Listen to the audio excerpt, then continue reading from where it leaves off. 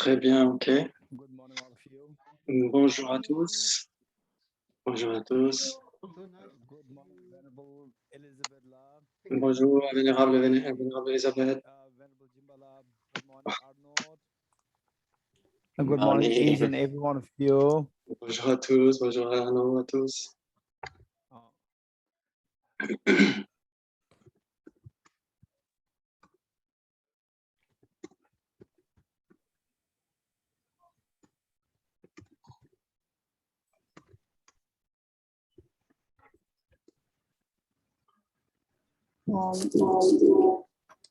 Anita, I think we'll start with the first session and you can C'est avec introduce. la première session, donc vous pouvez présenter le centre.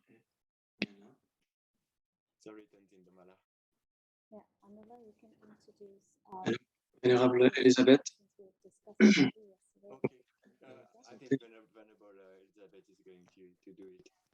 So thank you very much. Merci beaucoup, Vénérable Geshe-Dorji, d'avoir accepté de venir nous entendre ce matin pour les francophones. Nous sommes tellement heureux parce que nous savons que vous êtes très occupés. Nous sommes très heureux de vous avoir avec nous ce matin.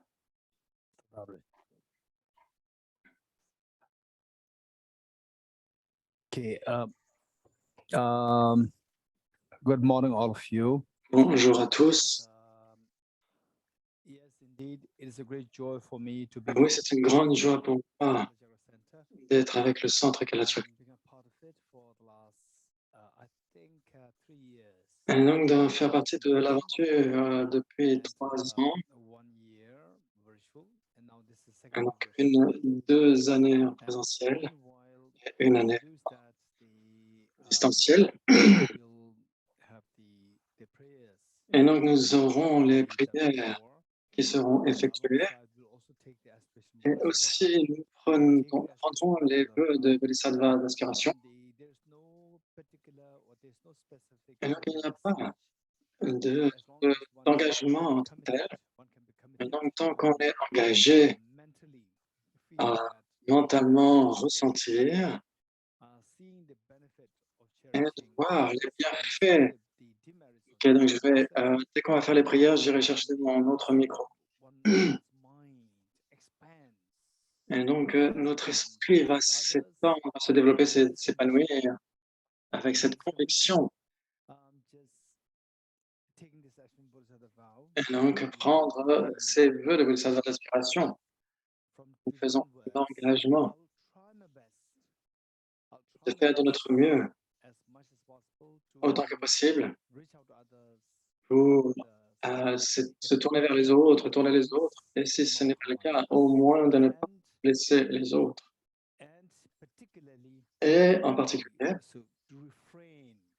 pour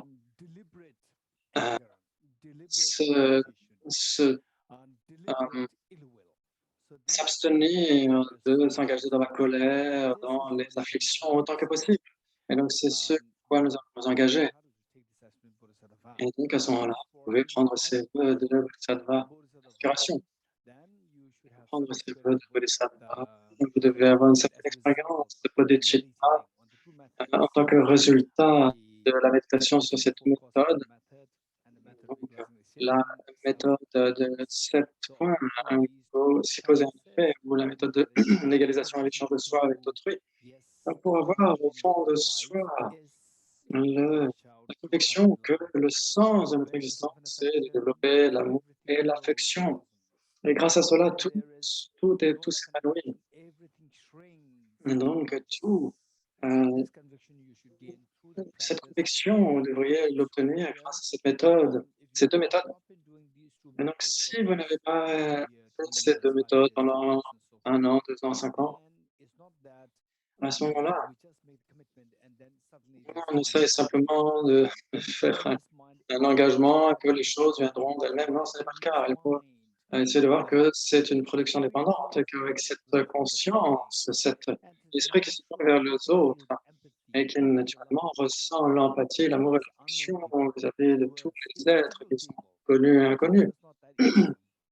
is Et donc, ce n'est pas si only facile. through practice. Et donc, c'est There may simplement, be cela some vient people who par have la developed pratique. compassion from the past Et lives donc, c'est practice, de développer la yet I would say compassion. except Sûr. for only On va few, dire que pour okay, certaines personnes qui ont développé la out compassion au of cours des vies passées, 1 million, peut-être out sur of 1 1 million, 1 million, million can one expect to have can one de expect to have personnes, on ne this peut pas espérer flow avoir of cette your mind towards the aspiration naturelle et spontanée dans notre esprit towards the de se strangers, tourner vers tous les êtres, les inconnus, les étrangers, most of les us, personnes hostiles et nos this is proches. not a Et la natural plupart tendency. d'entre nous, ce n'est So pas from une tendance naturelle. different. So Donc, bien now sûr, c'est très we have différent to des have personnes this. qui se sont entraînées au cours des vies passées. Not that, oh, I'm the unfortunate one. I did not inherit this Et donc, life. on pourrait se dire, ah, je n'ai pas hérité cela de mes vies passées, etc. C'est sans espoir. Non, c'est une production dépendante et on peut vraiment faire en sorte de développer cela au cours de cette existence en développant ces deux méthodes.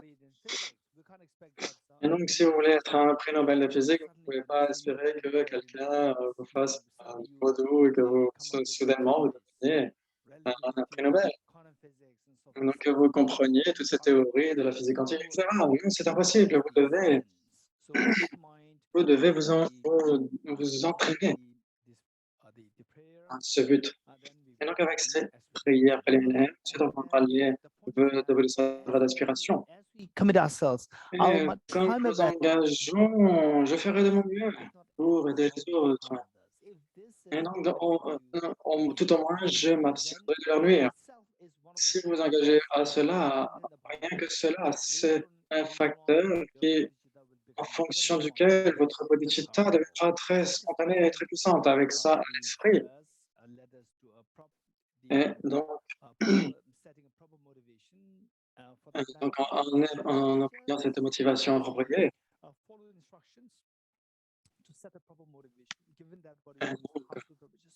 on va ce que l'on va faire avec ce sutra du cœur, c'est que c'est tellement la connexion n'est pas bonne.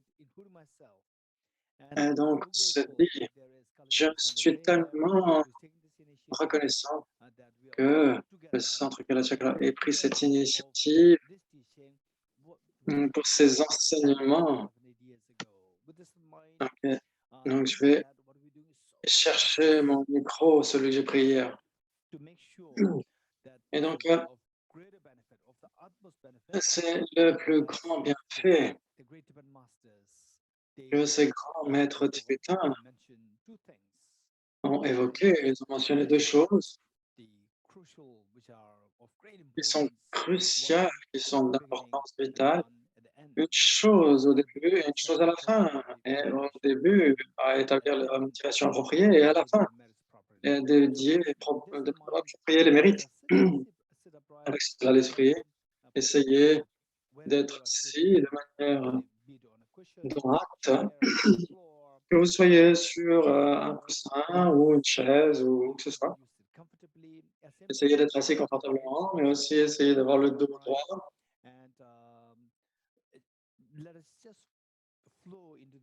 Et faites en sorte que les instructions vous rejoignent. Donc, on va essayer de renforcer notre visualisation des bodhisattvas, et en particulier le Bouddha Shakyamuni, sa sainteté le Dalai Lama, Avalokiteshvara,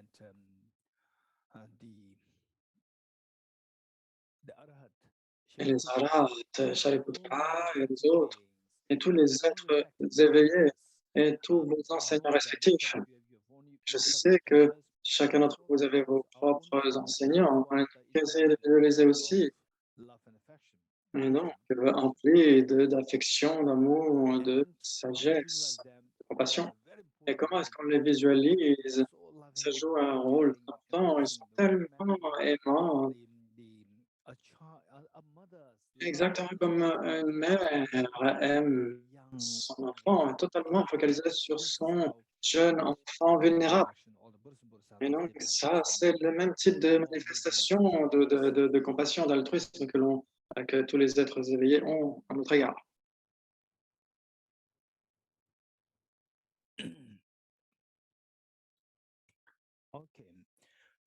Next, Bodhicitta field. Ok, donc maintenant, avec le champ de Bodhicitta, visualisez vos parents sur les deux côtés, qu'ils soient défunts ou qu'ils soient toujours avec vous. Vous pouvez les visualiser autour de vous.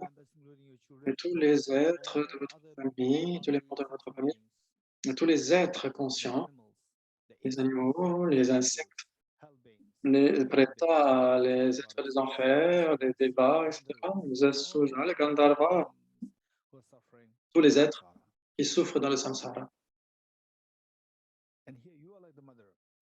Et vous êtes la mère dans ce cas-là. Avec le bodhicitta, vous pouvez littéralement ressentir que tous les êtres sont vos propres enfants. Et vous pouvez ressentir cela. Bon, essayez de ressentir cela. Ce n'est pas grave, même si ce n'est pas encore spontané, si c'est encore un peu superficiel. C'est à partir de cela que nous commençons jusqu'à ce qu'un jour cela devienne bodhicitta spontané. Vous êtes tellement aimant, tellement tourné vers les autres.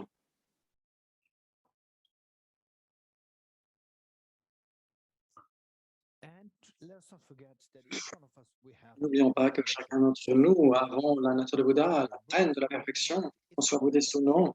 Cela n'est pas important. Chacun d'entre nous a cette graine de la perfection. Et donc, en sanskrit, c'est ce qu'on dit Bouddha, c'est totalement éveillé et totalement épanoui. C'est ce qu'on appelle un éveillé. Tout le monde peut s'éveiller, devenir éveillé. Et tout le monde peut aller vers cet état de plein éveil. Nous avons tous cette graine de la perfection. Notre boulot, le but de notre existence, c'est de faire des choses pour activer cette graine de la perfection. Et grâce à cela, vous allez acquérir l'état libre de peur, et libre d'obstacles. Cet état dénué de peur, c'est s'éloigner de toutes les pensées négatives et les paroles négatives et les actes physiques négatifs. Et donc, on peut renoncer à toutes ces choses négatives, ces activités physiques, verbales et mentales, c'est le renoncement.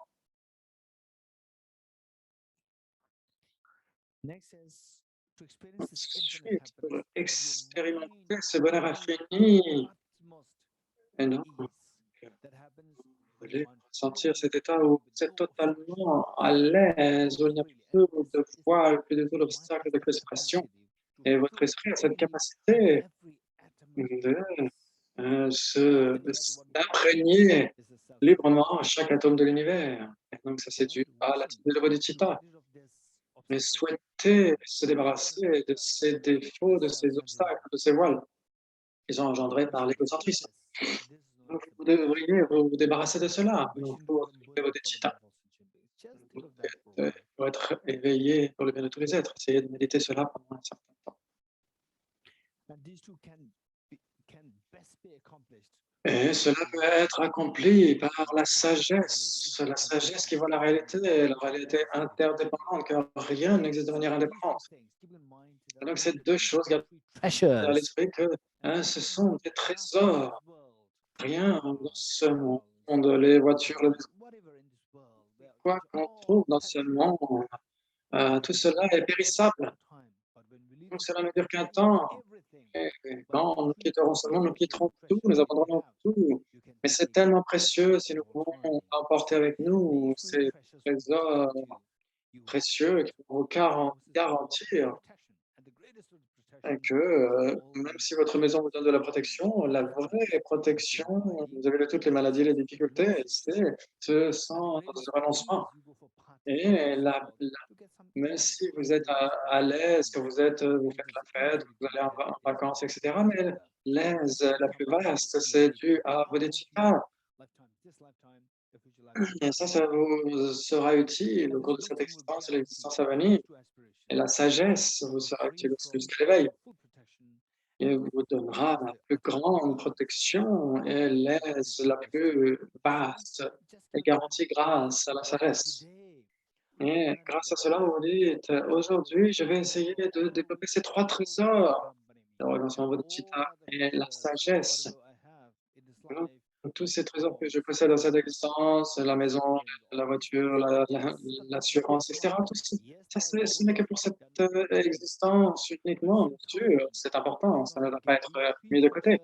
Mais en même temps, je ne devrais pas oublier ces 3 trésors qui vont m'accompagner éternellement et qui vont m'apporter la meilleure des protections et le plus grand confort.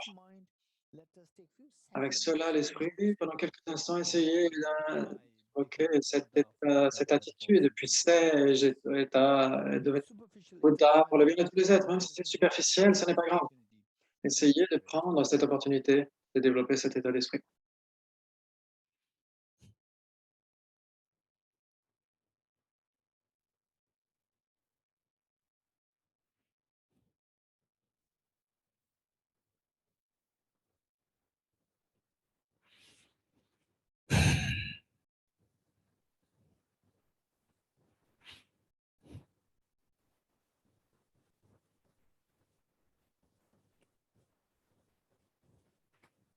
Okay, with this in mind, Avec let cela us à l'esprit, do the prayers together. on va faire les prières ensemble. Très bien. And, Donc, pendant les prières, je vais pray in French. Okay, good. French, is it being the screen shared? Screen sharing is done? French. Okay. Okay, sound. Okay, Jimbala, say it again. Jimbala, say it again. I cannot hear you.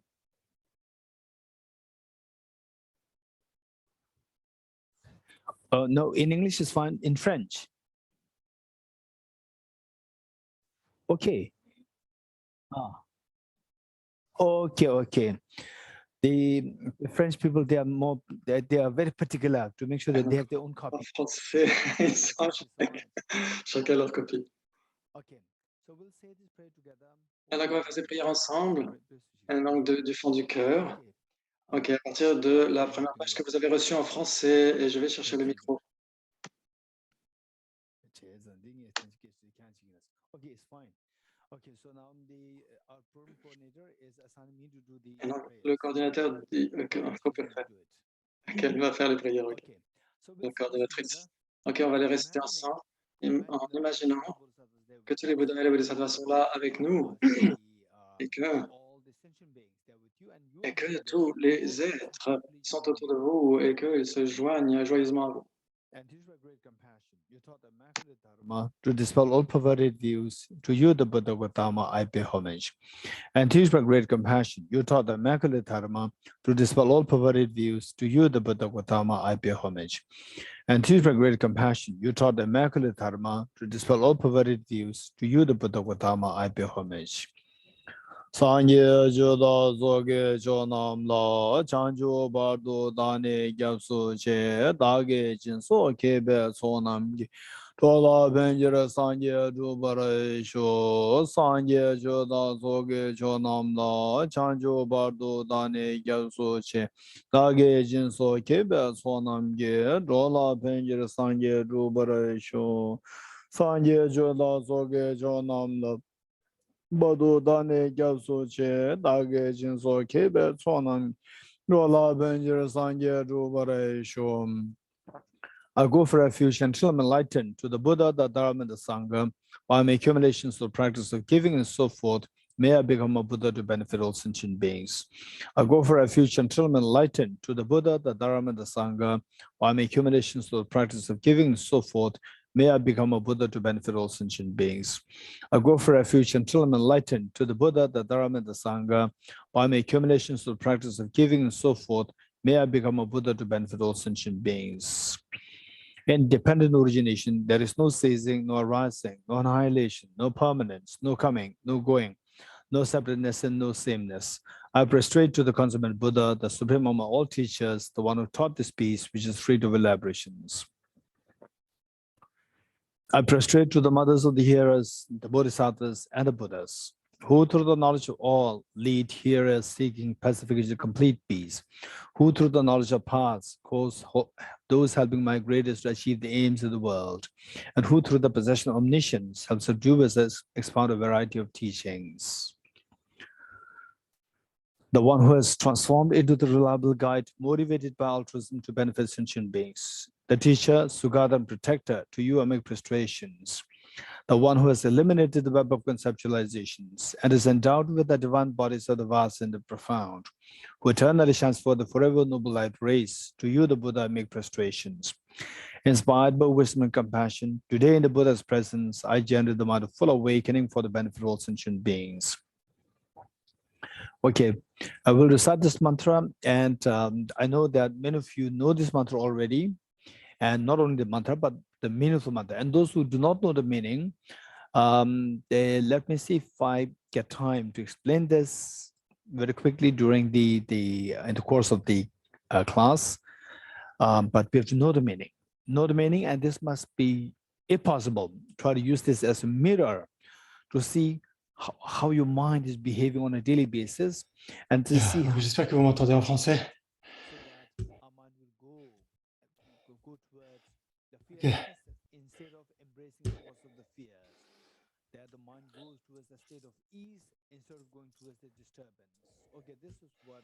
J'espère qu'en français ça marche. Ok, très bien. Ok, super. Très bien. C'est le mantra de la production dépendante.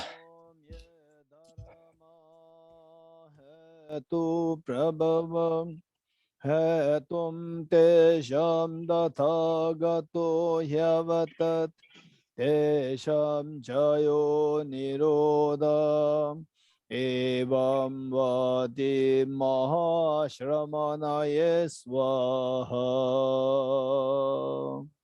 Om ye dharma hetu prabhavam hetum tesham tathagato hyavatat tesham chayo niroda evam vati mahashramanaye swaha. Om ye dharma hetu prabhavam hetum tesham tathagato hyavatat tesham chayo niroda evam vati mahashramanaye swaha. The meaning of the mantra: all phenomena arise from causes. The causes are taught by the Tathagata. The cessation of the causes as well is taught by the great seer. Donc le sens de ce mantra, c'est tous ces phénomènes qui sont nés de causes. Le Bouddha en a enseigné les causes ainsi que leur cessation. Ensuite, profond, apaisé, libre d'élaboration, clair, lumière, incomposé. Tel est le dharma semblable au nectar que j'ai découvert, n'ayant trouvé personne qui puisse comprendre cet enseignement, je me retirerai en silence dans la forêt. Inconcevable et inexprimable perfection de sagesse, sans naissance, ni cessation de la nature de l'espace. Objet de la sagesse individuelle, je me procède devant la mer des vainqueurs des trois temps. Les quatre sceaux du Bouddha Dharma, tous les composés sont impermanents. Tous les contaminés sont souffrance. Tous les phénomènes sont vides et sans soi. Le nirvana et la paix. Le gourou est le Bouddha, le gourou est le Dharma. De même, le gourou est la Sangha. Le gourou est la source de tout ce qui est noble. Je prends refuge dans le gourou. Par le son du vibrant tambour du Dharma, vous libérez tous les êtres de la souffrance. Je vous prie de bien vouloir demeurer et de donner les enseignements jusqu'à la fin. D'innombrables milliards d'éons. Le Bouddha ne lave pas les négativités des êtres, pas plus qu'il n'ôte leurs souffrances de ses mains, ou qu'il ne leur transfère ses réalisations spirituelles. C'est parce qu'il leur enseigne la vérité de l'incité que les êtres sont libérés. Les mains jointes, je supplie les Bouddhas de tous les horizons d'allumer la lampe du Dharma pour nous tous qui sommes égarés dans l'obscurité de la souffrance. Si vous êtes attaché à cette existence, vous n'êtes pas un pratiquant spirituel. Si vous êtes attaché au samsara, vous n'avez pas de renoncement. Si vous êtes attaché à votre propre but, vous n'avez pas l'esprit d'éveil. Si la saisie advient, vous n'avez pas la vue.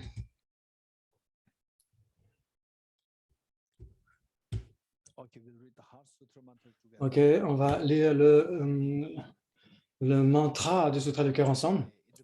Et si le Bouddha a enseigné cela à Jagamburi, au pic du vautour, et donc visualisez que vous étiez là et que tous les membres de votre famille, vos parents, etc. étaient là, et que tous les étudiants étaient là, les Bouddhas, les Bodhisattvas, et en particulier le Bouddha Shakyamuni, bien sûr, sa sainteté, le Dalai Lama, Arya Avalokiteshvara, Shariputra. Et imaginez que vous recevez directement les bénédictions du Bouddha Shakyamuni, de ne pas de sortir du samsara et de purifier votre esprit. Et donc, c'est pourquoi vous visualisez le Bouddha. Et donc, on est encouragé et inspiré par le Bouddha. Tous les êtres sont inspirés aussi de réciter cela. Et pour se débarrasser de l'obscurité, d'aller vers la lumière, d'aller depuis l'égocentrisme jusqu'à l'altruisme, avec la bodhicitta, et donc se débarrasser de la colère et d'embrasser plutôt tous les êtres. Gate, gate, paragate,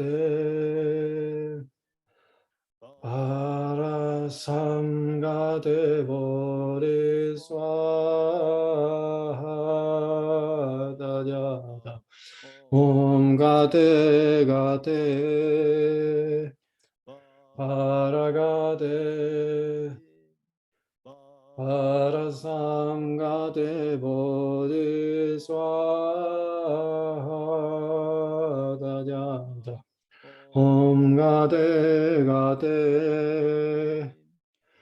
paragate, parasamgate bodhiswaha dhyata. Om gate gate, paragate,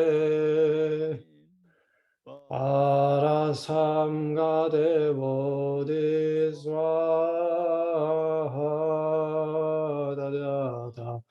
Om gate gate, paragate,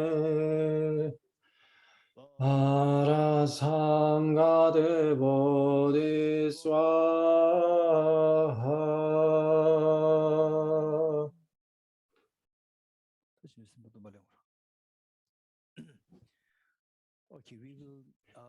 Et donc, nous allons réciter les versets qui suivent pour prendre le lever de Bodhisattva. Et donc, on aura 5 sessions ensemble. Et donc, chaque matin, nous allons prendre ces vœux de Bodhisattva d'aspiration. Avec cela à l'esprit, on va visualiser on va penser que le premier verset, je prends refuge dans les 3 joyaux. Le mantra que nous avons récité, Gate Gate Paragate Parasamgate Bodhiswaha, c'est pour que notre esprit aille vers l'état de bonheur ultime.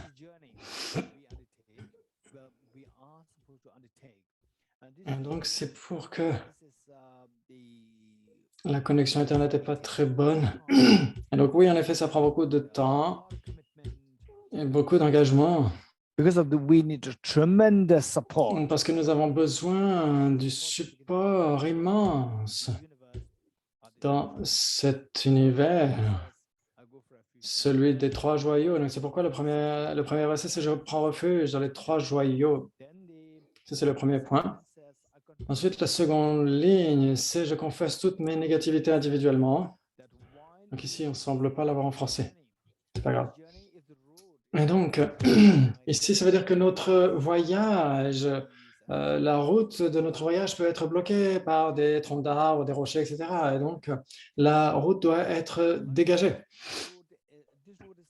Et donc, cette route, c'est notre esprit qui va voyager vers l'éveil. Et cet esprit doit être débarrassé des obstacles. Et comment éliminer les obstacles? La meilleure façon de faire cela, c'est de confesser les négativités. Et donc, c'est pourquoi je confesse les négativités individuellement. Ensuite, la route est dégagée, vous avez le meilleur des soutiens.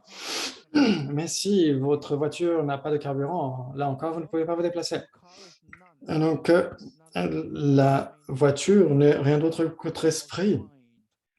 Et cette voiture qui est votre esprit, ni le carburant immense des mérites, de la vertu des mérites. Et comment accumuler cette somme immense de vertu et de mérite? L'une des façons les plus faciles, comme c'est mentionné par la Tsongkhapa, c'est de se réjouir dans les vertus d'autrui, celles des Bouddhas et Bodhisattvas, et celles de tous les autres pratiquants, celles de vos amis, et celles de vos propres vertus aussi, de vous réjouir dans vos propres vertus aussi. Et donc, en très peu de temps et de manière très facile, vous pouvez accumuler tellement de mérites. Et donc là, la route est dégagée, votre voiture a du carburant. Où est-ce que vous allez? Et donc, ça, c'est la question. Et donc, oui, je vais entreprendre ce voyage vers l'éveil.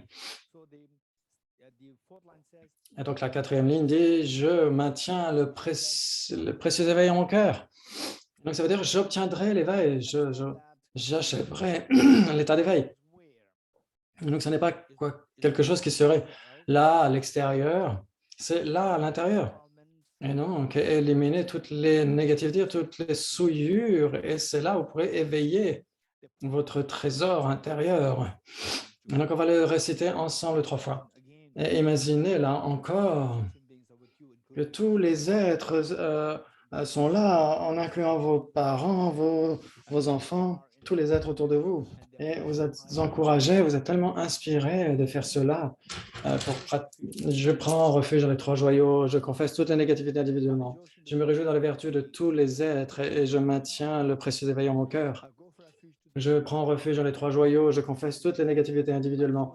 Je me réjouis dans toutes les vertus de tous les êtres et je maintiens le précieux éveil en mon cœur. Je prends refuge dans les 3 joyaux. Je confesse les négativités individuellement.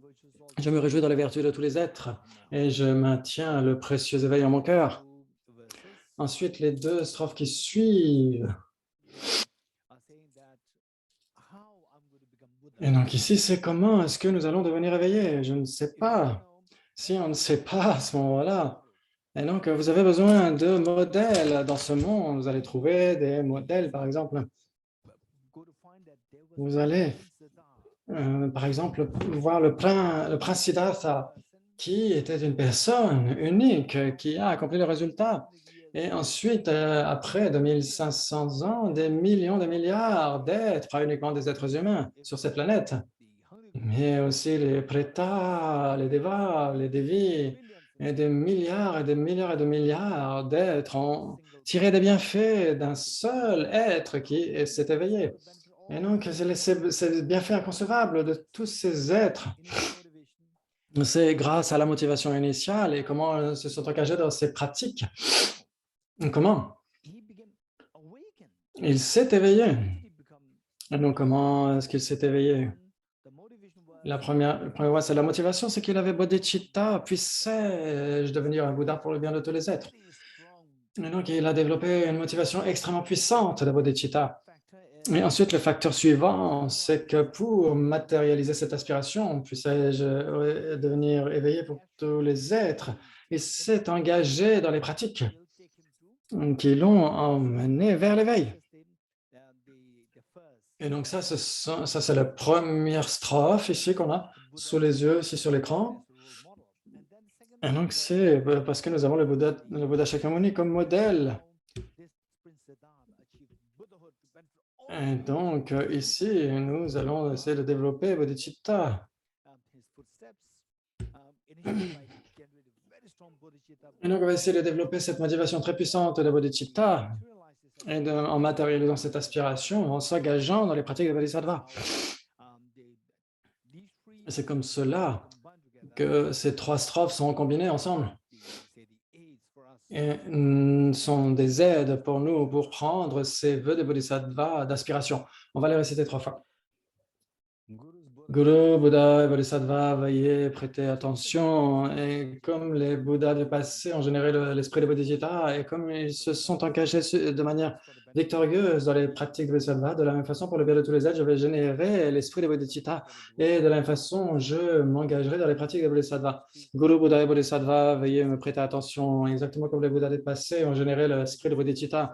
Et comme ils se sont engagés de manière victorieuse dans les pratiques de Bodhisattva, de la même façon, pour le bien de tous les êtres, je vais générer l'esprit de Bodhicitta. Et de la même façon, moi aussi, je m'engagerai de manière victorieuse dans les actes des Bodhisattvas. Guru, Bouddha et Bodhisattva, veuillez me prêter attention. Exactement comme les Bouddhas du passé ont généré l'esprit de Bodhicitta.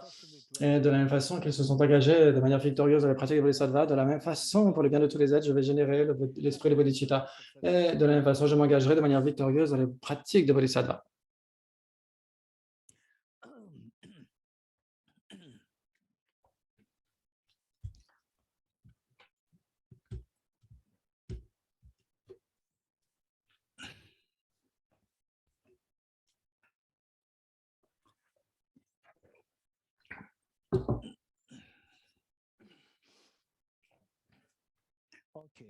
OK.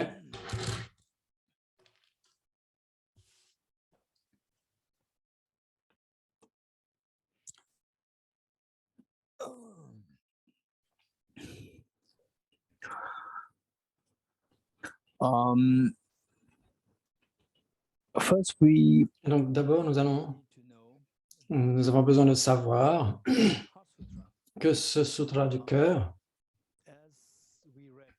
comme on l'a lu précédemment, et donc celui qui s'est transformé en un guide qui fait autorité, ça veut dire le prince Siddhartha, qui était au début un prince, et donc d'une manière extrêmement séculière, et il était très compatissant, extrêmement intelligent, extrêmement aiguisé. Et il s'est manifesté, il a manifesté ses qualités. Et ensuite, il a quitté le palais. Pourquoi? Il a découvert la réalité plus profonde de l'existence, que chacun, au moins sur cette terre, chacun des êtres souffrait. Dans ces jours-là, en cette période, il y avait par exemple, les mendiants, ils avaient leurs propres problèmes. Et ceux qui étaient les plus puissants, les rois, les reines, avaient leurs propres problèmes. Dans le palais, il était tellement protégé par le roi, le prince Siddhartha, il se demandait ou il suspectait qu'il pourrait quitter le palais pour devenir renonçant. Et donc le roi était tellement protecteur et il voulait faire en sorte que le prince Siddhartha, qui ne connaissait pas tant le monde extérieur,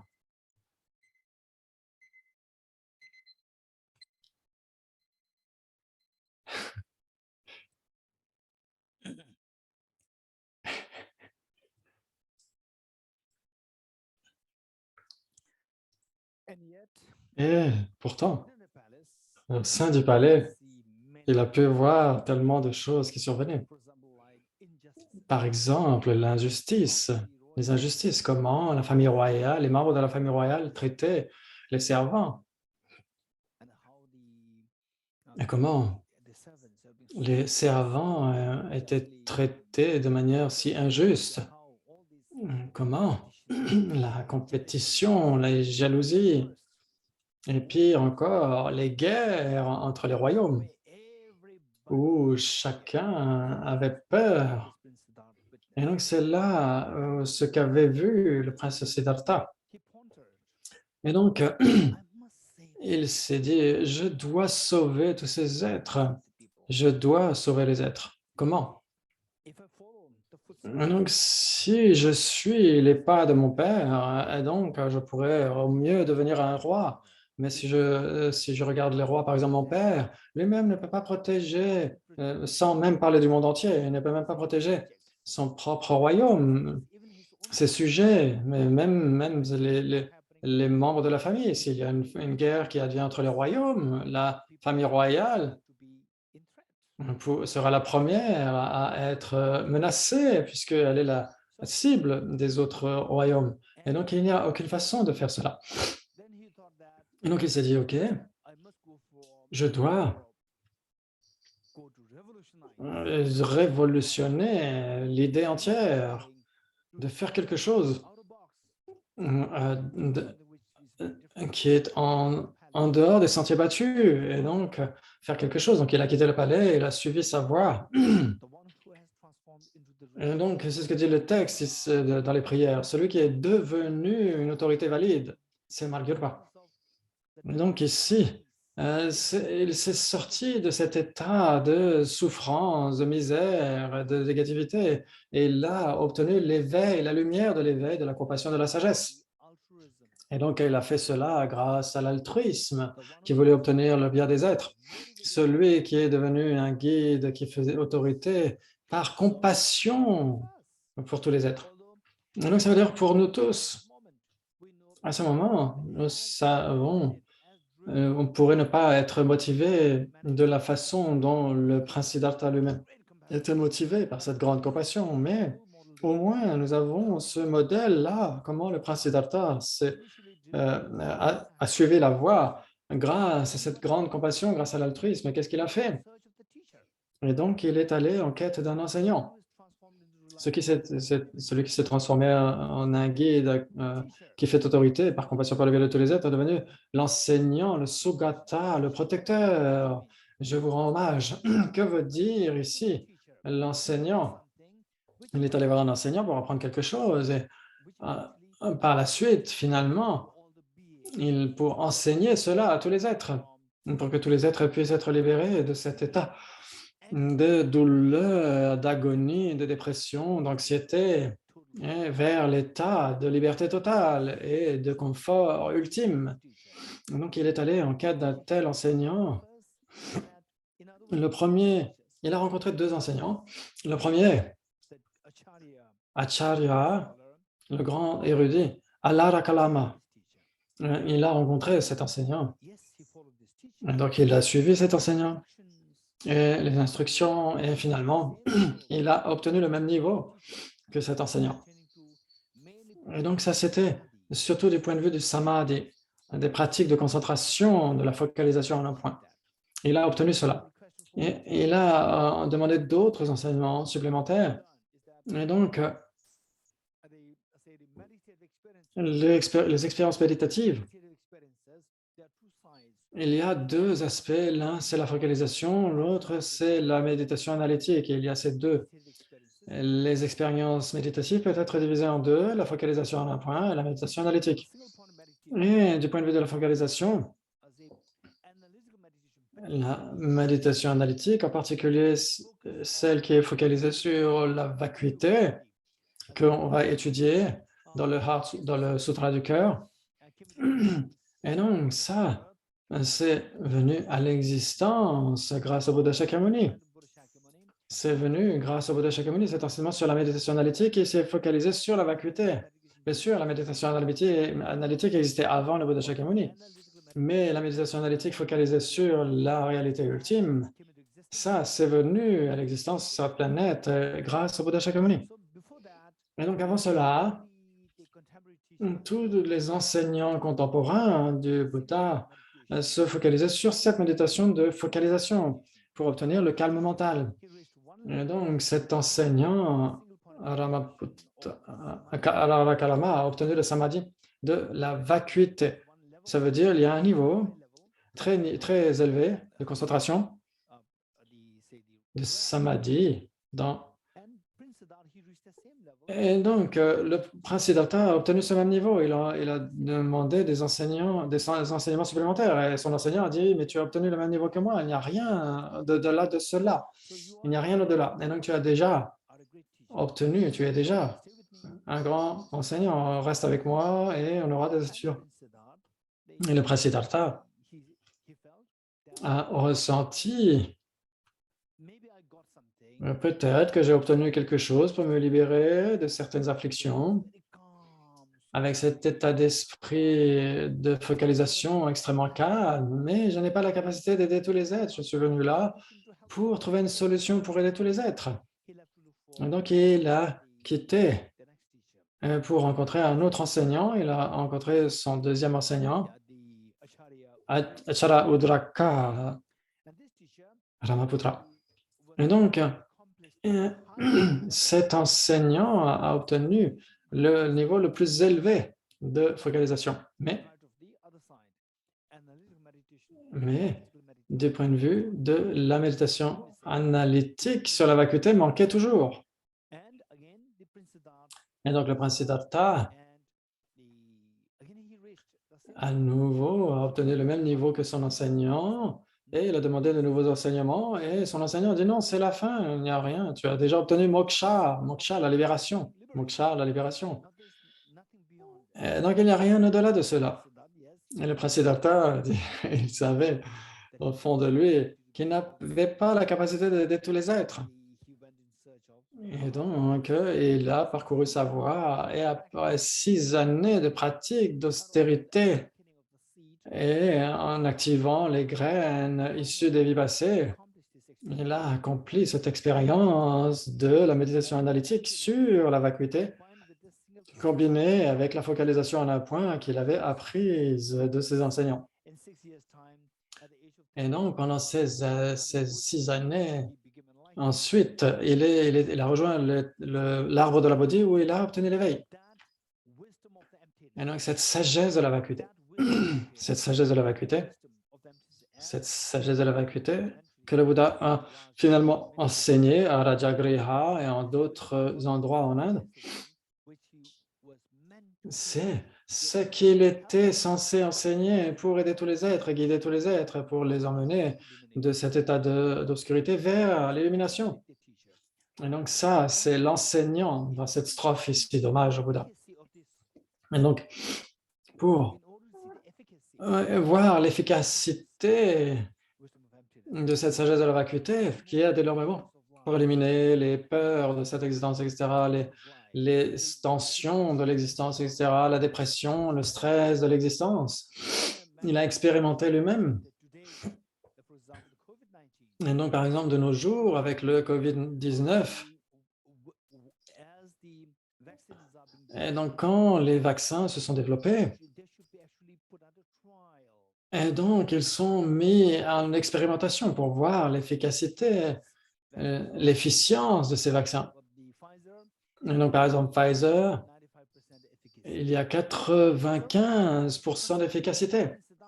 Et de la même façon, le prince Siddhartha a cherché l'efficacité de la sagesse de la vacuité pour voir à quel point c'est efficace, pour éradiquer les peurs de l'existence. Et donc, c'est ce qu'il a essayé de faire pour aider tous les êtres à se débarrasser de leurs peurs. Et donc, il l'a bien sûr expérimenté sur lui-même d'abord, pour voir si cela fonctionnait.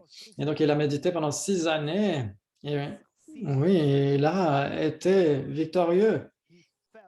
Et donc, à l'âge de 35 ans, il a trouvé la luminosité totale et cet état extrêmement béni où toutes les agitations, toute l'anxiété, tout cela se dissout pour toujours. Et donc, ça, c'est ce qu'on appelle le Sugata, celui qui est allé en la félicité de la pureté parfaite. Et donc, toutes les souillures mentales ont été purifiées. Et donc, voir l'efficacité de cette sagesse de la vacuité, ensuite, il a voulu protéger les êtres en leur montrant la voie à suivre. Et donc, ces 2 lignes de cette dédicace, de cet hommage, celui qui s'est transformé en un guide qui fait autorité, le prince Siddhartha, et donc sous l'arbre de la Bodhi, à l'âge de 35 ans, il est devenu le guide qui fait autorité, le guide fiable, pour inspirer tous les êtres à être libérés des tensions du samsara, du stress, de la dépression ou du COVID-19, etc. Et donc, toute personne qui veut être libérée de toutes ces choses. Et comment Est-ce qu'il a été initialement motivé par cette grande compassion d'aider tous les êtres? Et avec cet altruisme de bénéficier à tous les êtres. Et donc, il est devenu l'enseignant. Et donc, ayant trouvé cette solution qu'il a souhaité enseigner aux autres, il a d'abord expérimenté sur lui-même pour en voir l'efficience. Et donc, il est devenu le Sugata. Et donc, oui, il a vu, en effet, l'efficacité de cette sagesse de la vacuité. Il a expérimenté lui-même la félicité totale, de la pureté totale. Et là, il est devenu tellement confiant pour aider tous les êtres, et donc pour leur enseigner cette lumière de la voie. Et donc, que vous soyez homme ou femme, que vous soyez du nord ou du sud, de l'est, de l'orient, de l'occident, cela n'a aucune importance, que vous soyez homme ou femme, que vous soyez d'une religion ou d'une autre, que vous soyez d'où que vous veniez. Vous partagez cela, cet élément. Je ne veux pas la souffrance, j'ai peur de Covid. Et je veux le plus de confort possible. Je veux le bonheur maximum. Ça, c'est la réalité de chacun d'entre nous. Donc, si vous êtes vraiment déterminé, si vous voulez vraiment, si vous savez que vous tombez dans cette catégorie, oui, je ne veux pas de COVID-19, oui, je ne veux pas que les autres me blessent, je veux que les gens autour de moi soient tellement accommodants, si chaleureux. Si c'est ce que vous constatez que vous êtes, à ce moment-là, c'est cette voie que le Bouddha a montrée. Ce n'est pas pour que le Bouddha veuille que quelques personnes soient libres de l'anxiété.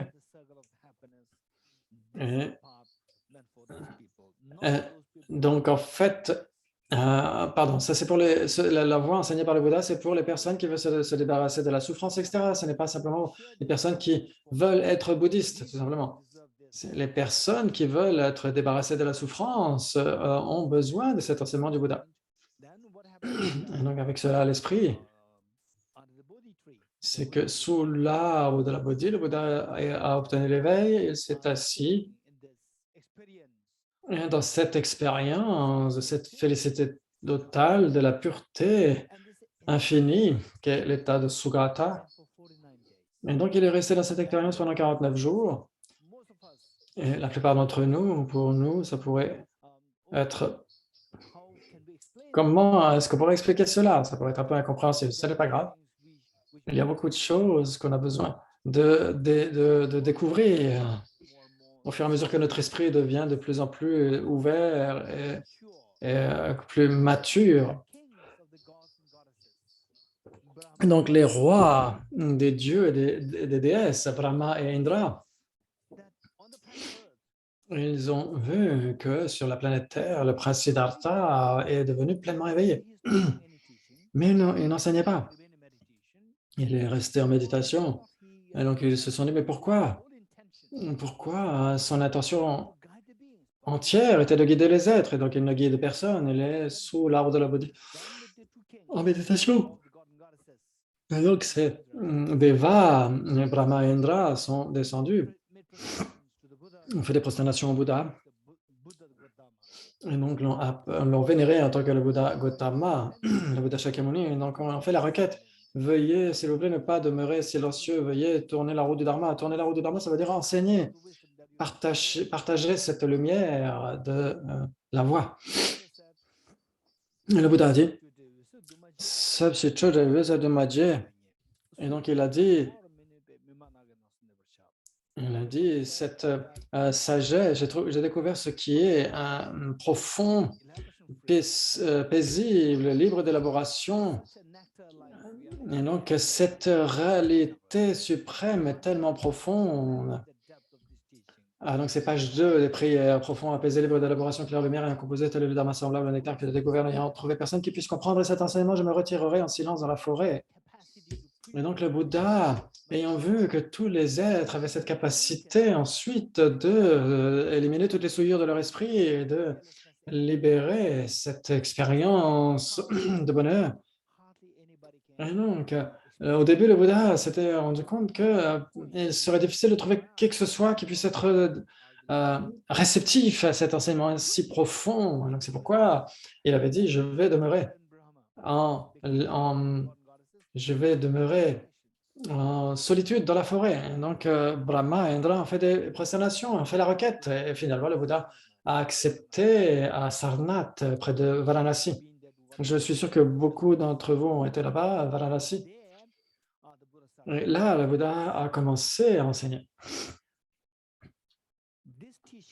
Donc, cet enseignement, tous les enseignements, le but des enseignements donnés par le Bouddha ont été classifiés généralement en 3 catégories. Les 3 roues du Dharma, les 3 tours de roue du Dharma, ou 3 cycles. Le premier cycle de l'enseignement du Bouddha s'est déroulé à Varanasi, à Sarnath. Et le second cycle a été donné à Rajagriha, ou Rajgir actuellement, sur le pic des vautours, en particulier sur le pic des vautours, à Rajagriha, à Rajgir. C'est à peu près 2 ou 3 heures de Bodh Gaya. Donc ça s'est déroulé là-bas, le second cycle, et le troisième à Vaishali. Vaishali.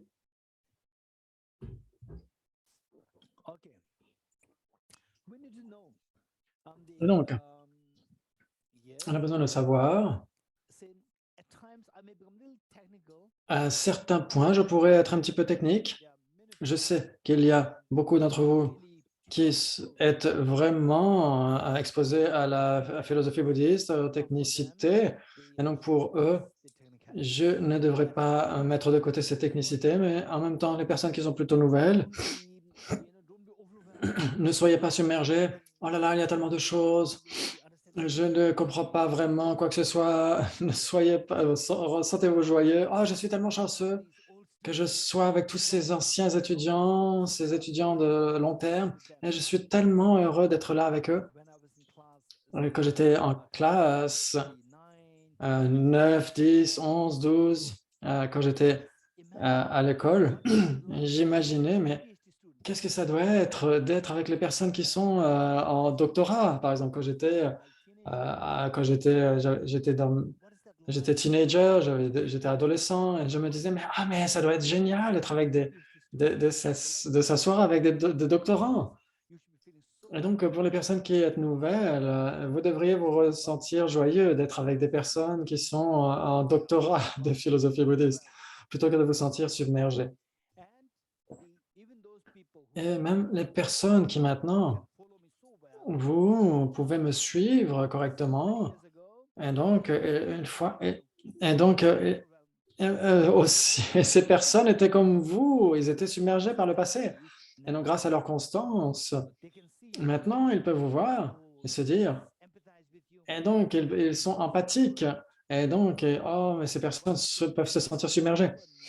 Et donc, les personnes qui êtes nouvelles, ne vous sentez pas submergées, dites-vous, OK, il y a tellement de choses que je dois connaître. Le bouddhisme, ce n'est pas simplement fermer ses yeux. Et ça y est, c'est le bouddhisme. Le bouddhisme, c'est il faut être compatissant, ça c'est le bouddhisme. OK, la compassion, il y a tellement de couches différentes. Ce n'est pas juste, si vous dites, le bouddhisme, c'est juste être compatissant, à ce moment-là, vous êtes très, très naïf. Et donc, le bouddhisme, c'est juste fermer ses yeux. C'est une grande naïveté. Il y a tellement de sophistication, il y a tellement de choses sophistiquées dans le bouddhisme, dans la compassion aussi, il y a beaucoup d'aspects sophistiqués. Donc, des choses il y a des choses qu'on peut avoir déjà à la naissance, mais qu'on doit cultiver aussi. Vous ne croiriez pas que toute la compassion que vous avez déjà maintenant, cette compassion, elle ne vous aime pas là, mais quand vous pouvez ressentir la compassion des Bouddhas et Bodhisattvas, même une pincée de compassion des Bouddhas et des Bodhisattvas vous ferait donner les larmes aux yeux, c'est tellement profond, c'est tellement vaste. Et donc, c'est ce que nous allons apprendre ici. Et c'est tellement précieux. Et donc, ce que le Bouddha a enseigné, c'est que, basiquement, la philosophie bouddhiste, la philosophie des Bouddhas, c'est que le Bouddha avait dit, je ne trouverai personne qui sera capable de sonder la profondeur de cet enseignement. Parce que le concept de la vacuité que l'on va étudier dans le Sutra du cœur est extrêmement profond. Oui, en effet, oui, c'est très profond. Pour être très honnête, ce que je dirais, c'est que le renoncement déjà, c'est déjà très profond.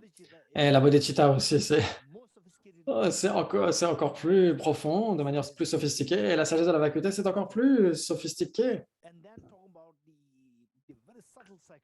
Et aussi la psychologie très subtile de votre esprit. Comment l'esprit fonctionne.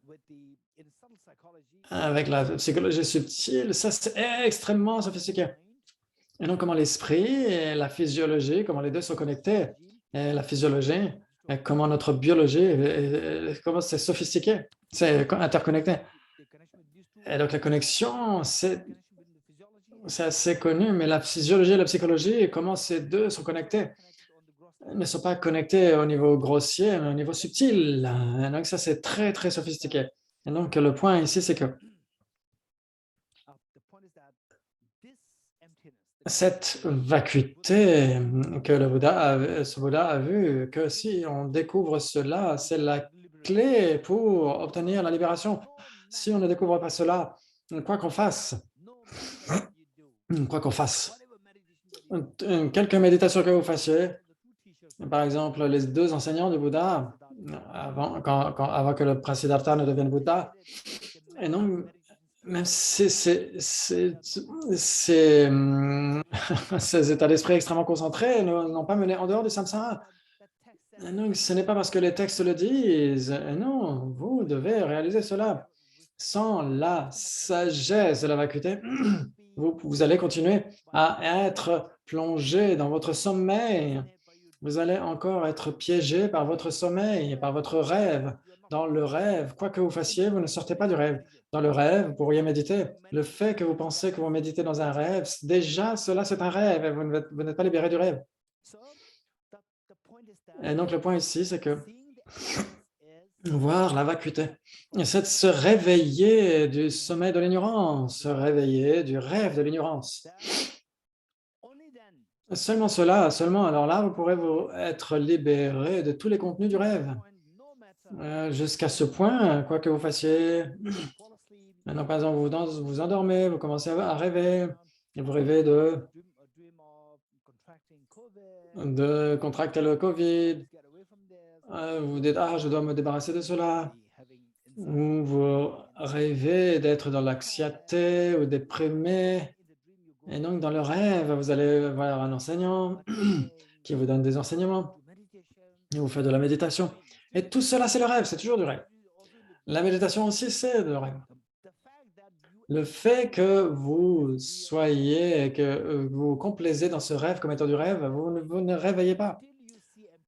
Vous ne vous réveillez pas tant que vous ne découvrez pas la vacuité. Tout ce que vous ferez, cela ne vous aiderait pas à vous débarrasser de samsara, à vous débarrasser de toutes les souffrances. C'est un fait. Et donc ça, vous allez découvrir qu'au moment où vous allez avoir une entrevue, entreapercevoir ce que sera la vacuité, sinon, quoi que vous allez faire, sans la vacuité, je ne peux pas me débarrasser de samsara, oublier même l'éveil. Et donc, cette conviction, c'est ce que vous allez finir par obtenir. Et donc, pour se réveiller, le Bouddha a adopté ces moyens habiles pour réveiller les êtres en 4 étapes.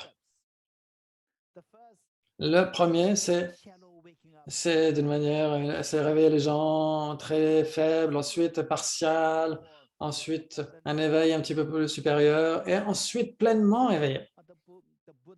Et donc, le Bouddha a adopté 4 moyens de réveiller les êtres par étapes.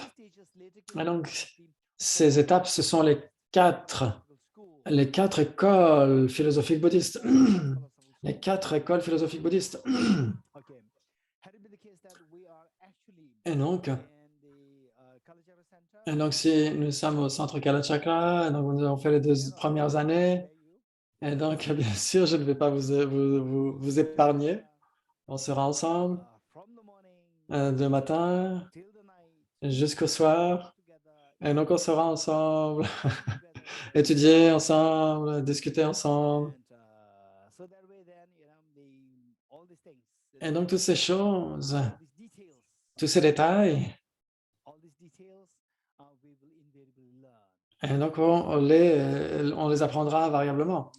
Et donc la plupart d'entre vous, vous êtes déjà familiers avec ces classifications, mais certains d'entre vous qui seraient nouveaux, vous pourriez vous dire, oh, il y a tellement de choses nouvelles que je dois apprendre, ne vous inquiétez pas. Et donc, prenez cela comme une grande opportunité, parce que je suis assis avec mes enseignants, etc. Même si c'est un groupe de néophytes de néophytes. Et donc, on pourrait se ressentir, ah, mais ok, ça va aller plus vite. Et je vais avoir tellement de choses à apprendre en très peu de temps. Donc, ces 4 stades, ces 4 étapes que le Bouddha a adoptées pour réveiller les gens de manière progressive, ce sont les 4 écoles philosophiques bouddhistes. Les 4 écoles philosophiques bouddhistes. La première, c'est Vaibhashika. Deuxième, c'est Sautrantika.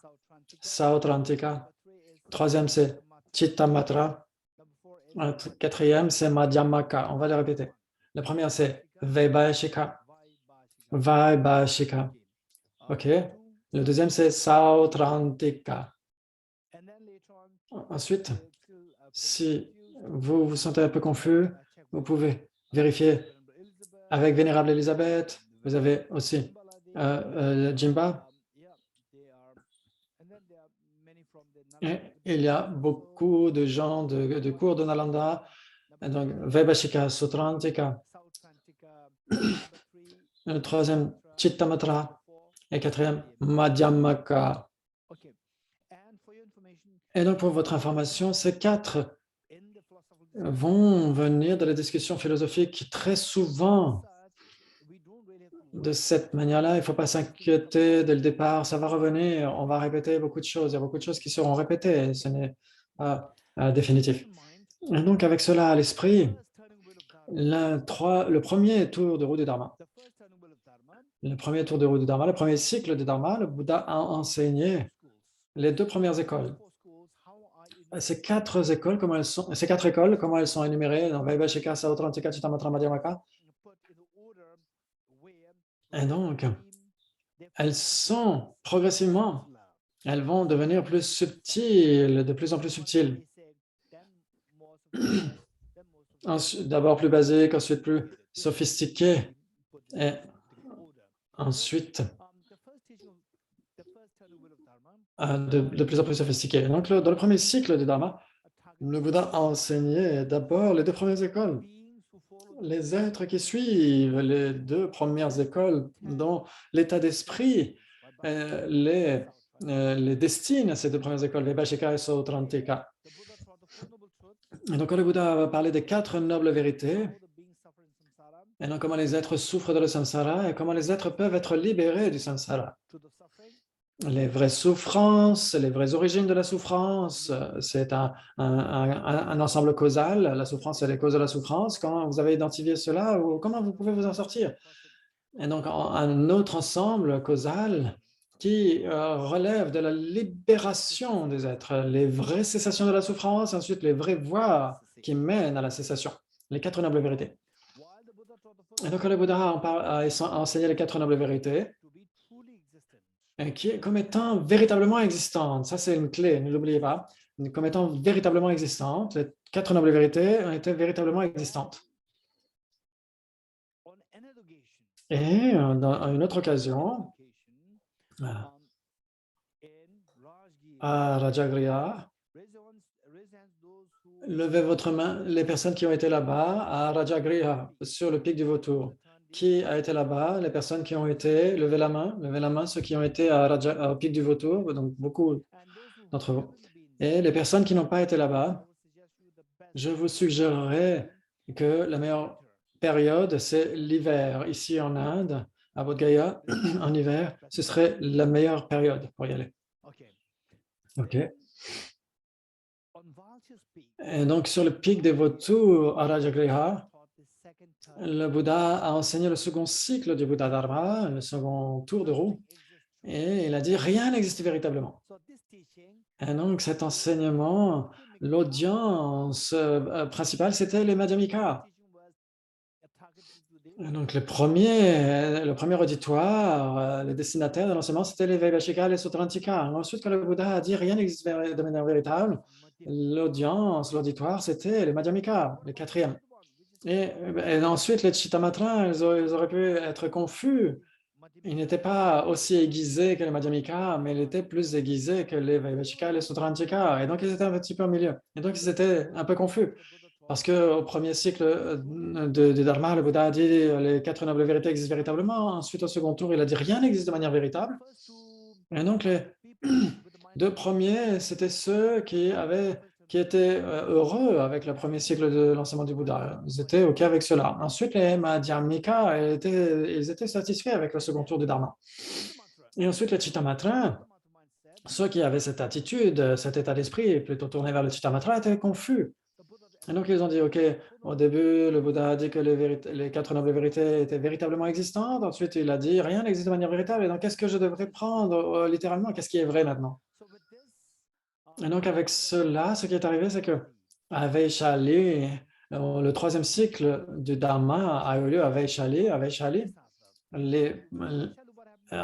ce qui est arrivé, c'est que ce n'est pas spécifiquement pour une clarification particulière, c'était que le Bouddha avait présidé une congrégation immense où il y avait 10 bodhisattvas, des grands bodhisattvas extrêmement sophistiqués qui ont posé 10 questions au Bouddha. 10 bodhisattvas, l'un après l'autre, ont posé 10 questions différentes au Bouddha. Et l'un des bodhisattvas, qui s'appelait Paramasamudgata, et il a posé une question. Il a fait les prosternations devant le Bouddha et il a posé sa question. Et quelle était sa question? Vous qui êtes éveillé, pleinement éveillé, vous, dans le premier cycle du Dharma à Varanasi, vous avez dit que les 4 nobles vérités existaient de manière véritable. Alors qu'à Rajagriha, vous avez dit, vous, le pleinement éveillé, enseignez que rien n'existe de manière véritable. Et donc, si on doit prendre ces 2 enseignements de manière littérale, il y a une contradiction. Et donc, il est certain que vous, pour vous, le pleinement éveillé, il n'y a pas de contradiction en vous. Il doit y avoir une raison. Et donc, quelle pourrait être cette raison? Et donc, il n'a pas demandé de clarification. Le Bodhisattva Paramasamudgata, il n'a pas demandé de clarification. Il a dû poser cette question pour les personnes qui avaient cette attitude, cet état d'esprit tourné vers le Chittamatra. Et non parce qu'il lui était très confiant. C'était un Bodhisattva du 10e Bhumi. Il était sur le seuil de l'éveil. Comme Arya Avalokiteshvara, Arya Manjushri. Ils sont tous au seuil de l'éveil. Et donc, ils n'ont pas besoin de clarification supplémentaire sur ce point.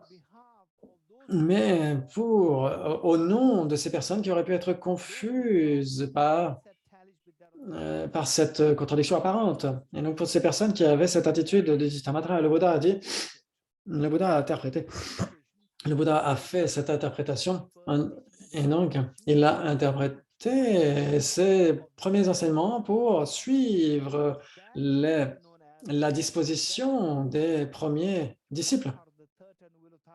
Et donc, la philosophie qui a suivi le 3e cycle du Dharma, c'est la philosophie du Chittamatra. Et donc ça, c'est la la structure générale. Donc, le second cycle du Dharma, le Hridaya Sutra, le Sutra du cœur que nous allons voir aujourd'hui. Et donc, il est dans la seconde catégorie, le second cycle du Dharma. Il appartient au second cycle. Et donc, le second tour du Dharma, il n'y a pas que le Hridaya Sutra, il y a beaucoup d'autres enseignements. Et donc, il y a beaucoup d'autres enseignements donnés sur la vacuité.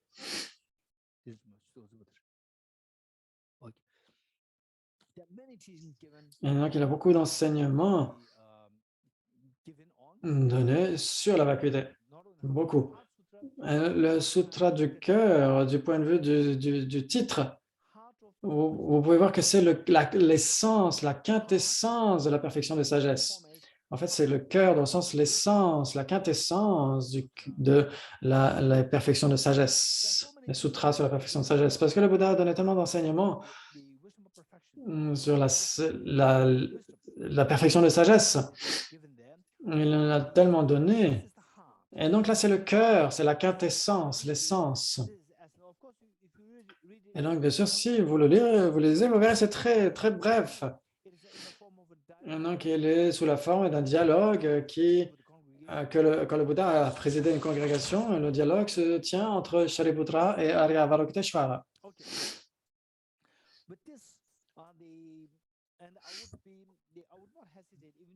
Et donc, je n'hésiterai pas à inclure certaines technicités, surtout pour les personnes un peu nouvelles. Si vous ressentez que c'est un petit peu trop technique, ce ne sera pas trop technique, mais si vous pensez que c'est trop technique,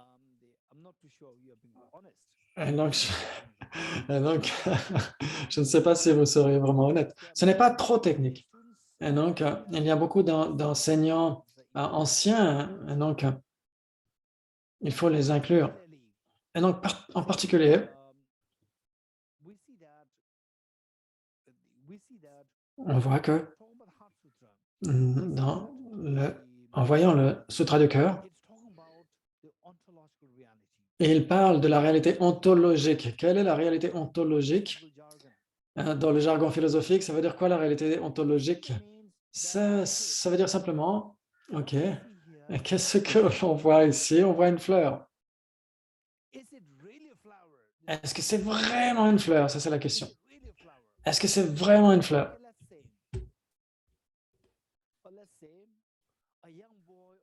Disons par exemple un jeune enfant ou jeune fille.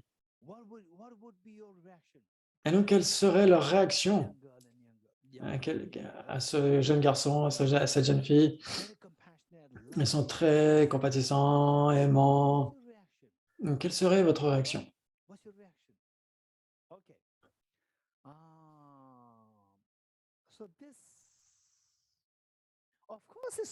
Bien sûr, c'est super. Ils sont adorables. Bien sûr.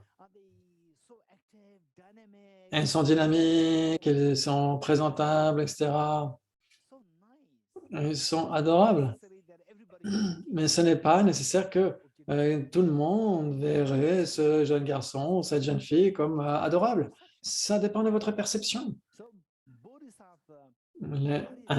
Le Bodhisattva Aryadeva, qui était l'un des étudiants principaux de Arya Nagarjuna, dit que, imaginons que vous ayez un jeune garçon ou une jeune fille qui soit adorable, mais qu'il semble adorable ou pas, ça, ce n'est pas sûr. Cela dépend de l'observateur, des 3 observateurs, par exemple. Vous avez un lion. Un lion voit ces jeunes enfants et vous avez un pratiquant qui essaie de trancher l'attachement au samsara, qui voit les choses comme étant tellement impures, et donc il observe ce qu'il y a dans le corps, les os, la chair, et donc les fluides, etc., le cœur, etc. Et donc toutes ces choses repoussantes. Et donc ces gens qui méditent tout le temps là-dessus. Et une personne extrêmement, comment dire, désireuse. Et donc, si vous avez, donc, par exemple, donc ce ne sont pas des jeunes enfants, en fait, ce sont des jeunes personnes. Et donc, des jeunes personnes, des personnes. Et donc, pour le lion, c'est juste un repas. c'est juste un repas. Et pour le pratiquant qui voit ce qu'il y a dans le cœur, dans les intestins, dans l'estomac, etc., et dit non, ne me demandez pas, enlevez ça de ma vue, etc., c'est tellement impur. Et donc la personne désireuse, etc., qui voit ces personnes, ces jeunes adultes, etc., ah, mais c'est merveilleux, elles sont splendides, etc. Et donc, 3 descriptions différentes du même objet. Et donc, qu'est-ce que l'objet lui-même n'est pas déterminé par l'objet lui-même en tant que tel, mais déterminé par le sujet. Et donc, si je demande est-ce que c'est une fleur, là encore, on pourrait dire oui, bien sûr, c'est une fleur. Bien sûr, c'est une fleur. Et malgré tout, parmi les participants ici, si je dis est-ce que c'est une fleur, vous allez dire oui, c'est une fleur. Et non, il n'y a aucun doute là-dessus. Et quelqu'un va dire que ce n'est pas une fleur, va être folle. Ou une personne qui a alors un problème mental, elle devrait être emmenée à l'hôpital psychiatrique. Oui, et donc c'est là où, pour analyser véritablement ce qu'est la réalité, ici, là, indépendante de notre esprit, qu'est-ce qui est là, indépendamment de notre esprit? Et donc, si vous prenez cela pour acquis, que c'est une fleur, ne faites pas cela. Analysez ce qui est véritablement là, ce qui est là du point de vue de l'objet, de manière indépendante de vous-même qui êtes l'observateur. Qu'est-ce qui est vraiment là? Ça, c'est une question. Qu'est-ce qui est véritablement là, indépendamment de votre subjectivité? C'est ça la réalité ontologique. La question est, qu'est-ce qu'est la réalité ontologique de cette fleur? C'est le sens de cela. Et donc, la réalité ontologique des objets est analysée pas uniquement par les philosophes bouddhistes, mais par plein de philosophes, et aussi par la physique. La physique quantique, par exemple, la théorie de la relativité, et puis la physique des atomes, la physique atomique. Et donc, il y aura tellement de réponses différentes. Et donc, la question est, qu'est-ce que l'on voit ici? C'est une chose, ce que l'on voit ici. Et généralement, et donc peut-être à l'exception d'une conscience, toutes les consciences sont trompeuses, sont erronées, à l'exception d'une seule conscience. Une seule conscience qui voit la réalité ontologique véritablement en samadhi très profond sur la sagesse, pas n'importe quel samadhi, mais un samadhi sur la sagesse, sur cette sagesse de la vacuité, à l'exception de cette conscience, toutes les autres consciences, vous me voyez avec mes mains qui bougent comme ça, etc. Et donc vous souriez, donc vous voyez sur les écrans, vous voyez sourire, etc. Et donc ça, il y a un degré de tromperie là. Et donc, ce que l'on voit ici ne correspond pas vraiment avec la réalité, ne correspond pas vraiment à la réalité. Et donc, avec cela, et là, on se dit, ah, mais c'est assez effrayant. Et donc, toutes mes émotions, je suis heureux, je ne suis pas heureux, sont toutes déterminées par mon interaction avec l'objet, ma rencontre avec des objets. Et donc, ces objets, c'est ceci, c'est cela, c'est comme ceci, c'est comme cela. Je prends des décisions, je les décris, je les juge sur la base de la façon dont cela m'apparaît à mon esprit. Et donc, comment est-ce que cela apparaît? Et donc, c'est totalement erroné, c'est très effrayant, toutes mes émotions sont totalement infondées. Oui, c'est vrai. Et donc, c'est pourquoi on peut se réveiller.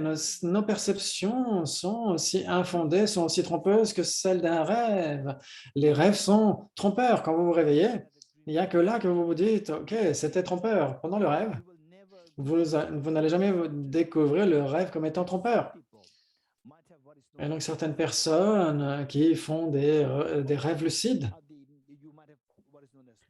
vous pourriez avoir des rêves lucides. Et donc, vous êtes, même là, il y a une certaine tromperie. Même là, il y a cette tromperie. Mais elle est bien moindre comparée à quelqu'un qui est totalement pris par le rêve, totalement, qui est totalement absorbé dans ces apparences oniriques, le monde du rêve. Et donc, toutes ces émotions qui sont là, elles sont déterminées par ces perceptions qui prennent place dans le rêve. Et donc, c'est ce que le Bouddha a découvert. Et donc, est-ce que c'est une fleur? Oui, bien sûr. Il y a un certain degré de tromperie ici, non? Si vous dites non, c'est là où le Bouddha a dit, c'est tellement difficile de découvrir cette réalité si profonde. Et c'est parce que nous sommes pris par cette tromperie, et donc parce que le Bouddha, au début, n'était pas si enclin à donner les enseignements tout de suite sur place. Et donc, on voit cet objet, cette fleur, d'une certaine manière, et la réalité de la fleur est différente. Et donc, le même objet a deux réalités. La réalité qui est montrée à nos consciences ordinaires et erronées. Et il y a ce qui est là, qui peut se donner à un état d'esprit non trompeur et non erroné. Donc, ce sont deux réalités. C'est ce qui se montre à nos consciences ordinaires, c'est la vérité conventionnelle. Et ce qui est la réalité effective, ça, c'est la vérité ultime. Chaque objet a ces deux réalités. Maintenant, avec cela, on va dire, OK, oui, on est en classe, oui. Il y a Vénérable Elisabeth qui a préparé, donc, de plusieurs mois en amont, toutes ces causes infaillibles, cette causalité, cette opération de cause et de causalité, comment est-ce que ça pourrait être trompeur? Oui, c'est vrai, le monde fonctionne. Simplement parce que vous dites oui, tout est erroné, que cela ne fonctionnerait pas. Cela ne veut pas dire que le COVID est trompeur, donc il va stopper tout seul. Non. Le monde opère de manière infaillible. Et donc, la fonctionnalité fonctionne. Et donc, ça, c'est au sens conventionnel, au niveau conventionnel. Au niveau conventionnel, oui, tout est là. Tout est là. Mais au niveau ultime, ce que l'on voit, ce n'est pas vraiment là au niveau ultime, c'est une réalité différente qui est là. En d'autres termes, donc on pourrait se dire, mais que dit-il? Je ne comprends pas. Ok, oui, je n'espère pas que les personnes qui ont été exposées un petit peu au concept de la vacuité, oui, on pourrait dire, ok, ils vont comprendre, mais sinon, je reviendrai à ces choses-là. Donc, il y a 30 ans, j'étais aussi dans le même état que vous. Quand j'ai commencé à étudier la vacuité, j'étais si confus, mais qu'est-ce que c'est? Le monde fonctionne, il y a la fonctionnalité qui est là, mais comment est-ce que les choses n'existent pas ultimement? Donc, c'est une partie intéressante. C'est une partie extrêmement intéressante et importante. Si vous pouvez vraiment percer au travers de votre perception de la réalité ultime, c'est là où vous pouvez vous réveiller de ce sommeil de l'ignorance. Donc, le second cycle de l'enseignement du Bouddha, Rajagriha, et donc là où toutes ces sutras sur la perfection de sagesse, sur la réalité ultime qui ont été enseignés, donc là où la sagesse a été enseignée, la façon dont le Bouddha a enseigné est de deux façons. Le même enseignement contenant deux sujets, l'un qui est explicite et l'autre qui est un sujet implicite. Et donc ça veut dire, explicitement, le Bouddha enseignait la vacuité tout le temps. Les 6 perfections sont vides sur la vacuité, la bodhicitta est vide d'existence véritable. Les 5 voies gate parasam gate bodhiswaha sont vides d'existence véritable. Le Bouddha a enseigné explicitement le sujet, c'était la perfection de sagesse. Dans le Sutra du cœur, c'est inclus aussi. Le sujet explicite, c'était la vacuité. Le sujet explicite des perfections de sagesse. Et implicitement, la réalité conventionnelle est enseignée implicitement dans le même enseignement. Par exemple, comment est-ce que les bodhisattvas devraient suivre, devraient pratiquer la perfection de sagesse, avec la générosité, l'éthique, la patience, l'effort enthousiaste, etc. comment est-ce qu'on peut pratiquer cela? Et donc, tout cela est indiqué dans les enseignements implicites. Et donc, tous les enseignements donnés par le Bouddha, il y a deux niveaux. Le niveau superficiel, on va dire, la couche superficielle, c'est la sagesse de la vacuité pour les sutras de la perfection de sagesse. Et implicitement, le sujet implicite, ce sont les pratiques des bodhisattvas.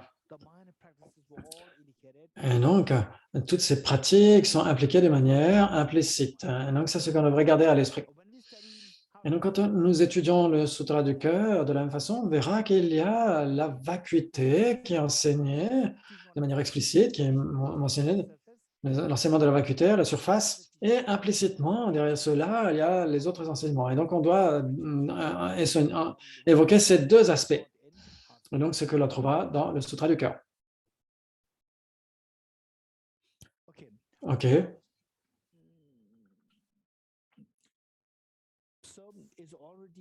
Donc, il est déjà 8 heures. On va s'arrêter là. Et on revient à... on revient donc chez nous, c'est 9h30, je crois.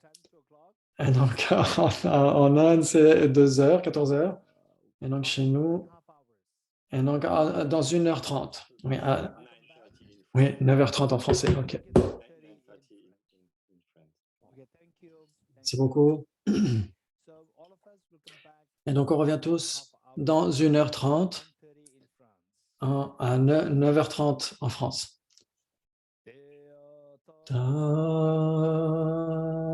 Om Gate Gate Paragate Parasamgate Bodhiswaha Tadyata Om Gate Gate Paragate Parasamgate Bodhiswaha Tadyata Om Gate Gate Paragate Parasamgate Bodhiswaha